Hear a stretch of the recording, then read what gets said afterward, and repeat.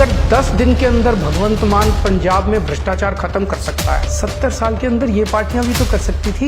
BJP के लिए Kashmir files important हो सकती है, मेरे लिए कश्मीरी पंडित इंपॉर्टेंट। तो बीजेपी मेरे से नहीं डरती, बीजेपी जनता से डरती है। इनकम टैक्स कमिश्नर की नौकरी छोड़ के अगर कोई आदमी दिल्ली की झुग्गियों में जा सकता है, अंदर कुछ आग तो है ना, देश के लिए कुछ तो सुलग रहा है अंदर।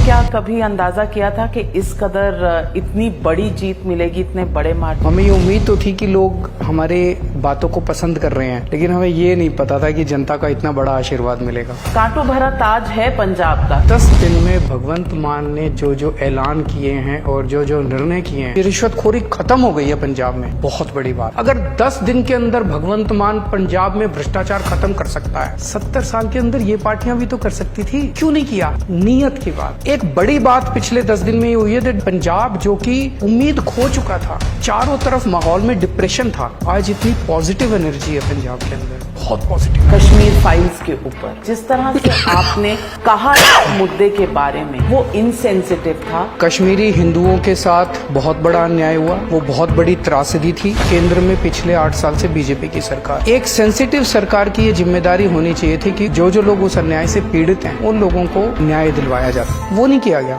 8 साल केंद्र में सरकार चलाने के बाद वो एक फिल्म का प्रमोशन कर रहे हैं बीजेपी वाले। कश्मीर से जब पलायन हुआ, उनमें से 233 लोग दिल्ली सरकार में कॉन्ट्रैक्ट टीचर बन गए। तब से लेके आज तक दिल्ली में बीजेपी की भी सरकार आई, दिल्ली में कांग्रेस की भी सरकार आई, उन्होंने उनके लिए कुछ नहीं किया। हमारी जब सरकार आई, मैंने उन 233 टीचर्स को पक्का किया, पुराना सारा उनका ड्यूज 1993 से उनको पक्का किया, रेट्रोस्पेक्टिव इफेक्ट से। हमने उनके ऊपर पिक्चर नहीं बनाई, हमने उनके साथ खड़े होके उनके लिए हमने काम किया। बीजेपी के लिए कश्मीर फाइल्स इंपॉर्टेंट हो सकती है, मेरे लिए कश्मीरी पंडित इंपॉर्टेंट। आज अगर मैं केंद्र सरकार में होता, मैं पिक्चर नहीं बनाता उनके ऊपर, उन सबका हाथ पकड़ के उनको कश्मीर ले जाके वहीं बसाता जहां से उनको विस्थापित किया गया। लोग कहते हैं कि अरविंद केजरीवाल को एमसीडी बिल पर बहुत गुस्सा है। 5 साल के बाद अभी चुनाव होने थे दिल्ली में एमसीडी के। बीजेपी के हिसाब से भी अब उनके सर्वे में कंप्लीट वाइप आउट हो रही थी बीजेपी, तो बीजेपी ने तय किया कि चुनाव ही नहीं कराएंगे। उसके लिए बिल लाया गया, ये गलत है। अच्छा, इस बिल में क्या लिखा है? इस बिल में एक ही चीज लिखी है बस, मोटे मोटे तौर पे 272 वार्ड को घटा के 250 कर दिया जाएगा।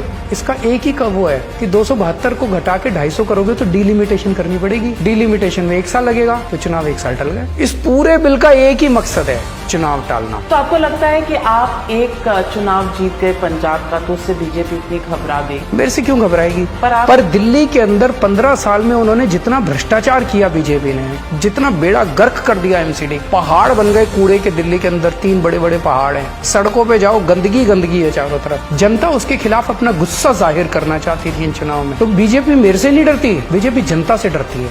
आम आदमी पार्टी का बेस्ट पार्टनर कौन हो सकता है? इस देश का आम आदमी हमारा सबसे बड़ा पार्टनर है। हमें गवर्नेंस को जन आंदोलन बनाना है। इस देश के राष्ट्र निर्माण जो 75 साल हमने खराब किए, तभी हम ठीक कर सकते हैं जब सारा देश एक साथ है। अरविंद केजरीवाल हिंदू है कि सेक्युलर? अरविंद केजरीवाल भारतीय है। Arvind Kejriwal would like to remain as an ordinary person who would like to dedicate his life for the cause of this country. मेरे लिए देश बहुत इंपॉर्टेंट है। आप खुद सोचो, इनकम टैक्स कमिश्नर की नौकरी छोड़ के अगर कोई आदमी दिल्ली की झुग्गियों में जा सकता है, तो कुछ ना अंदर कुछ आग तो है ना, देश के लिए कुछ तो सुलग रहा है अंदर।